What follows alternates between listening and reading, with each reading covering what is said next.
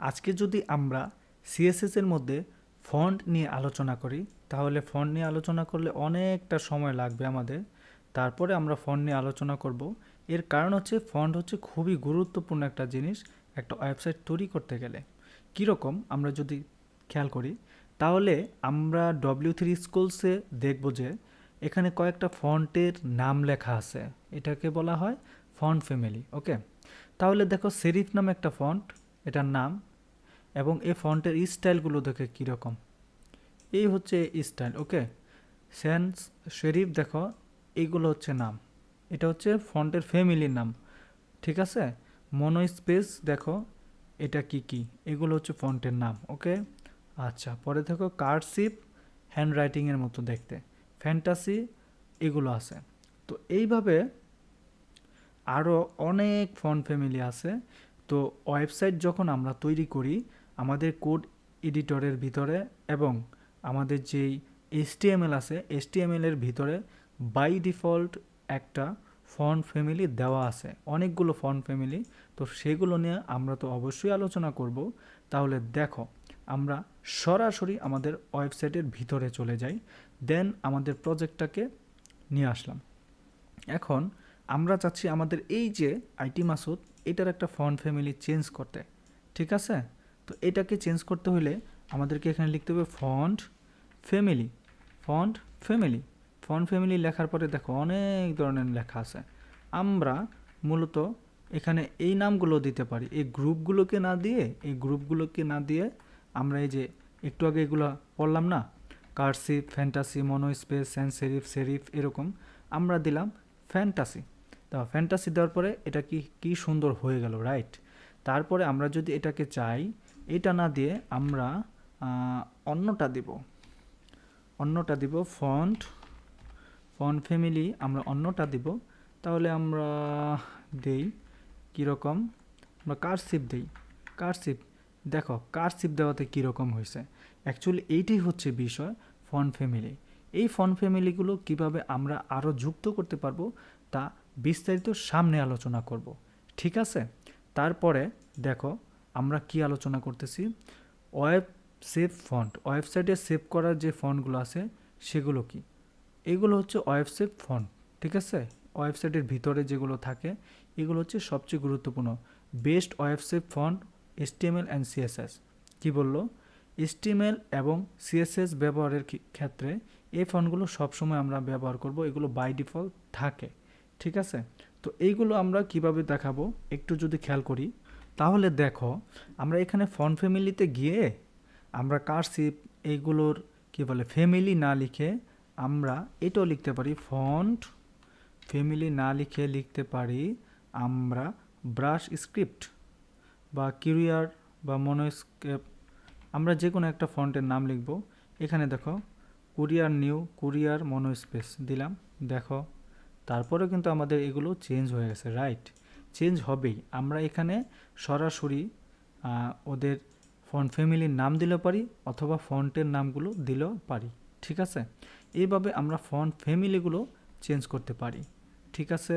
আচ্ছা, এখন আমরা আবার যদি দেখি তাহলে দেখো কি দেখায়, পরবর্তীতে অ্যারিয়াল, শেফট, এরকম দেখছো এক্সাম্পল, বার্ডেনা, সেরিফ, এক একটা স্পেস এক এক ধরনের থাকে। দেখো এখানে আরেকটা ফন্ট আছে গর্জিও সেরিফ, এইটা আমরা শুধু ব্যবহার করতে পারি।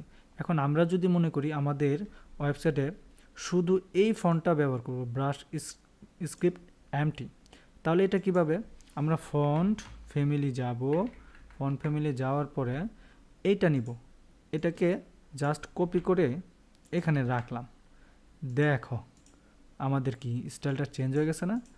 এখন চেঞ্জ হয়েছে কি না একটু যদি আবার খেয়াল করি, এটাকে এনে আমরা ধরো এটাকে করে দিলাম, দেখছো হয় নাই, কিন্তু কেন হয় নাই জানো, আমাদের এইটা ব্যবহার করা যাবে না, আমাদের ব্যবহার করতে হবে কার্সিভ।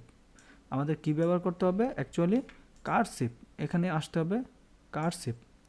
দেখো আমরা যদি এখানে লিখি কার্সিভ ব্যবহার করলে লেখার স্টাইলটা চেঞ্জ হয়ে গেছে, ঠিক আছে। তো এইভাবেই তো চেঞ্জ করা যায়, তাই না। এখন যদি ফন্টের স্টাইলগুলো নিয়ে আলোচনা করি তাহলে দেখো ফন্ট স্টাইল দিলাম, তারপর অনেকগুলো অপশন এখানে আছে। ইটালিক একটু হেলে গেল, দেখো একটু হেলে গেল। পরে যদি আবার এটাকে আমরা কমেন্ট করলাম, পরেরটা দেখি ফন্ট স্টাইল, তারপরে নর্মাল তো বাই ডিফল্ট থাকে, এটা দিতে হবে না, অবলিক দেই, দেখো কীরকম হইলো। একই ইটালিক এবং অবলিক মোটামুটি একই কাছাকাছি, সৎবাইয়ের মতো। তো এই হচ্ছে অবস্থা। পরে যদি আবার দেখি আমরা স্টাইলে দেখব আমরা অনেক কিছু আছে। আনসেটে কিছু হয় নাই, পরবর্তীতে আমরা যখন অ্যাডভান্সে যাব তখন আমরা দেখব অ্যাকচুয়ালি আনসেটটা কি। এখন দেখব ফন্টের উইথটা। এখন ফন্টের উইথ দেখতে হলে আমাদের কি করতে হবে, আমাদের নিতে হবে প্যারাগ্রাফ ট্যাগটা, কারণ এটা তো অলরেডি মোটা আছে, এই জন্য এটাকে বোঝা যাবে না কাজ করলে। আমরা এটাকে নেব ফন্ট ওয়েটটা যদি নেই, এখানে ফন্ট ওয়েট 100 নিলাম, দেখো 100 নিয়ে পিক্সেল দিলাম, দেখো কি দেখায়, বাই ডিফল্ট যা আছে তাই। এখন ফন্ট ওয়েটটাকে যদি আমরা 200 দিই তাহলে দেখো কি দেখায়, 300 দেই কি দেখায়, 400 দেই কি দেখায়। কি হচ্ছে, কিছু হচ্ছে কি না। আমরা যদি দেখি font weight normal, font weight bold, এই জিনিসগুলো দিতে হবে, কারণ কি এখানে পিক্সেল এটা সেটা কোনো কিছুই হবে না। আমরা যদি দেই বোল্ড তাহলে দেখো বোল্ড হলো, আমাদের লেখাগুলো কি বোল্ড হয়ে গেছে। তারপরে যদি বোল্ডার দিই, তাও বোল্ড থেকে আরও বেশি বোল্ড হবে। এই হচ্ছে ফন্টের ওয়েট, ঠিক আছে। আমরা ফন্টের ওয়েটটা আরও বেশি দিতে পারি, যেমন যদি এখানে দেখাই 800 পিক্সেল, যেমন এখানে দেখেন 800 পিক্সেল সিএসএস আছে। ফন্টের ভেরিয়েন্ট আছে স্মল ক্যাপস, তারপর হচ্ছে নর্মাল ক্যাপস। আমরা যদি স্মল ক্যাপসটা দেখি ফন্টের ভেরিয়েন্টে, ফন্ট ভেরিয়েন্ট দেখো, ফন্ট ভেরিয়েন্ট আমরা স্মল ক্যাপস দিলাম। এবার দেখো কি হলো, কীরকম দেখা, একটা স্টাইলের ভিতরে আসতেছে তাই না, সুন্দর করে দেখাচ্ছে স্মল ক্যাপস। আর আমরা এটাকে কেটে দিলাম, দেখো একটা বাড়ি দিয়ে ডিজাইনটা চেঞ্জ হয়ে গেল। এই হচ্ছে আমাদের ফন্টের অবস্থা। পরে যদি দেখি, আমরা মূলত সবসময় রেফারেন্স হিসেবে এই ওয়েবসাইটটাকেই ধরি, তো এটা হচ্ছে ওয়ার্ল্ড বেস্ট। এবং ফন্টের সাইজটা যদি আমরা দেখি, ফন্টের সাইজটা কি হয়, ওই যে আমরা বললাম পিক্সেল এটা সেটা, এই যে ফন্টের সাইজ, সাপোজ এই ফন্টটা আছে কত, এই ফন্টটা আছে ধরো কোথাও একটা আছে, আমরা এটাকে ফন্টের এটা বাই ডিফল্ট অনেক বড় আছে, তো এটা 100 করে রাখি আমরা। আচ্ছা, ফন্টের সাইজটা দিই, ফন্টের সাইজ দিলাম, সাইজ দিয়ে এখানে লার্জার, মিডিয়াম, স্মল অনেক ধরনের থাকতে পারে, বাট আমরা এগুলো না দিয়ে ফন্টের সাইজ দিলাম 40 পিক্সেল, দেখো অনেক বড় লাগছে। হ্যাঁ, তারপরে ফন্টের সাইজ দিতে পারি তোমার 10 পিক্সেল, তাহলে আরেকটু ছোট হবে, এর থেকে 20 পিক্সেল।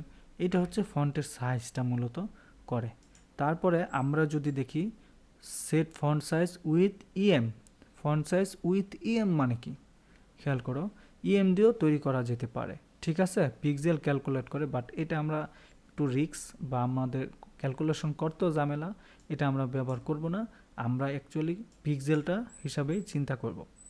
আচ্ছা, পরে যদি আমরা আসি use a combination of percentage ইএমে চলে আসে, ঠিক আছে। একটা ফন্ট সাইজ যদি আমরা দেখাই, ফন্ট সাইজ হচ্ছে 100%, বডির ফন্ট সাইজ হচ্ছে 100%, এবং হেডিং ট্যাগের পার্সেন্টেজ এত, তারপর হচ্ছে হেডিং ফন্ট সাইজের এত, এগুলো আমাদের দেখার দরকার নাই। সবচেয়ে গুরুত্বপূর্ণ হচ্ছে আমাদের রেসপন্সিভ ফন্ট সাইজ। এটা কি একটা খায় না পরে, একটু আমরা যদি দেখি ফন্ট সাইজ আমরা ভার্টিক্যাল অনুসারে নেব। যেমন আমরা একটু এখানে দেখাই, আমাদের হেডিং ট্যাগটাতেই যদি ফন্ট সাইজটা দেখাই, ফন্ট সাইজ তারপর হচ্ছে 10 BH, BH দিলাম, দেখো এটা এরকম। হ্যাঁ, তারপরে 10 BH না দিয়ে আমরা যদি 30 BH দিলাম, তাহলে দেখো এটা না একটা রেসপন্সিভ চলে আসতেছে, রেসপন্সিভ দেখছো। এটাকে আমরা 20 দিলাম, তাহলে দেখো এই যে এরকম রেসপন্সিভ। ছোট করি, দেখো ভেঙে আসতেছে। এটা হচ্ছে রেসপন্সিভ। আমরা যদি আরেকটু ডিটেলস আলোচনা করি, তাহলে দেখো ফন্ট সাইজের ভিতরে এইটা হচ্ছে viewport, with in the viewport 10 centimetre. মানে হচ্ছে আমরা যখন ডিভাইস বাই ডিভাইস যাব, আমাদের লেখাগুলো ছোট হয়ে যাবে। ঠিক এটাকে আমরা বাদ দিয়ে যদি এখানে আমরা 5 BH দেই, ভার্টিক্যাল 5 দিলাম, 5 BH দিলাম, দেওয়ার পরে দেখো এগুলো বড় হয়ে গেছে, রাইট। ছোট, দেখো একটা স্টাইলের ভিতরে কিন্তু চলতেছে, তাই না? তো এইভাবে আমরা ফন্ট সাইজগুলো চেঞ্জ করতে পারি। পরে আমরা যদি দেখি গুগল ফন্ট কিভাবে নিয়ে আসে, বা অন্যান্য জায়গার ফন্ট, আমাদের প্রয়োজনীয় কিছু ফন্ট আমরা কিভাবে আমাদের ওয়েবসাইটে আনতে পারি, তো এইটা নিয়ে আমরা ইন ডিটেলসে পরে আলোচনা করব।